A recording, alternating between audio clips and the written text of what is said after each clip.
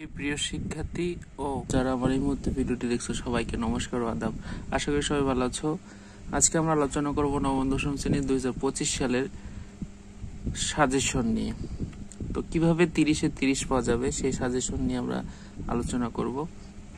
নবম দশম শ্রেণীর আমরা গ পার্ট ও ঘ পার্ট এই দুইটা নিয়ে আলোচনা করব। গ পার্টে রয়েছে ত্রিকোণমিতি প্লাস পরিমিতি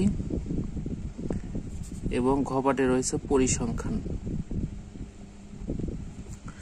ঠিক আছে, তাই ত্রিকোণমিতি পরিমিতি থেকে প্রশ্ন থাকবে তিনটা, দুইটা আপনাকে দিতে হবে, দুটা দিতে হবে। আর পরিসংখ্যান থেকে প্রশ্ন থাকবে দুইটা, একটা দিতে হবে। ঠিক আছে, তো একটা দিতে হবে। তো এখন এই ত্রিকোণমিতি পরিমিতি যে অধ্যায়গুলো আছে এই অধ্যায় দুটো যদি আমরা ভালোভাবে করি তবে আমাদের এসএসসি 25-এ 30-এ 30 মার্ক, এইখান থেকে 30-এ 30 মার্ক পাওয়া সম্ভব। এইখান থেকে আমরা 30-এ 30 মার্ক পাবো। এই দুটো অধ্যায় যদি করি এই 30 মার্ক মার্ক এই 30 মার্কস আমাদের কনফার্ম। ঠিক আছে, তো এই 30 মার্ক আমাদের কনফার্ম করতে গেলে কি প্রয়োজন সেটা আমরা দেখব। আমরা ছোট করে আলোচনা করব, এর ডিটেলস পরবর্তী ভিডিওতে আপনারা পাবেন। আশা করি আমার ভিডিওটি আপনারা দেখবেন। তো এর ডিটেলস আমরা পরবর্তী ভিডিওতে আলোচনা করব, কিন্তু এই মুহূর্তে কি কি আসে সেই নিয়ে আমরা আলোচনা করব। এই দুইটা অধ্যায় মানে গ পার্ট আর ঘ পার্টের জন্য এই ত্রিকোণমিতি পরিমিতি ও পরিসংখ্যান খুবই ইম্পর্টেন্ট। এইখান থেকে অঙ্কে 30 মার্ক তোলা খুবই সহজ। আমি বারবার রিপিট করছি, খুবই সহজ। এজন্য আমাদের এই দুটা খুব সুন্দরভাবে পড়তে হবে। ঠিক আছে, অঙ্ক করতে হবে। তো দেখুন, এই গ পার্ট থেকে যদি আমরা গ বিভাগ,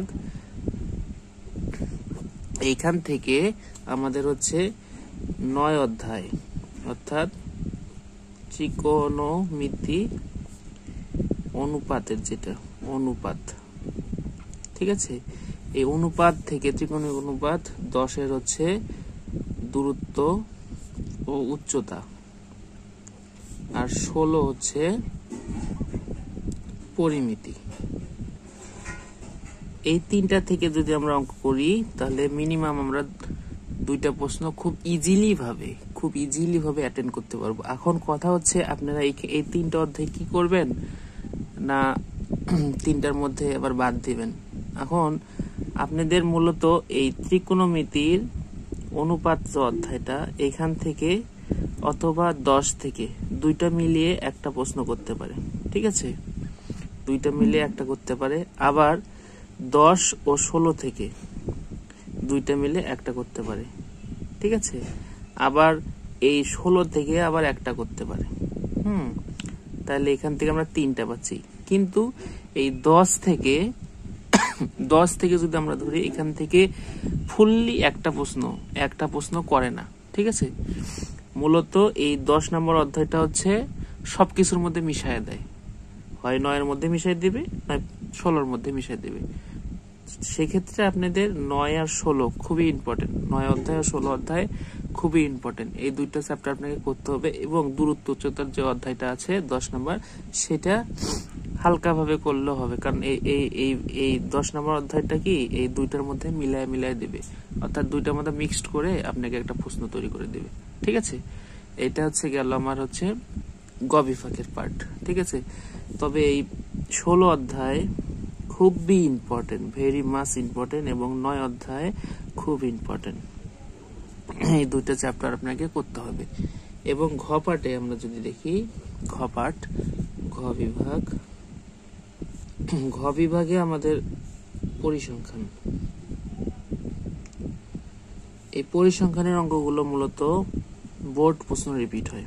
ঠিক আছে, আপনারা যদি বোর্ড প্রশ্ন ভালোভাবে করেন তাহলে এখান থেকে একটা প্রশ্ন খুব ভালোভাবে করতে পারবেন। সেটা কোথায় করতে পারবেন?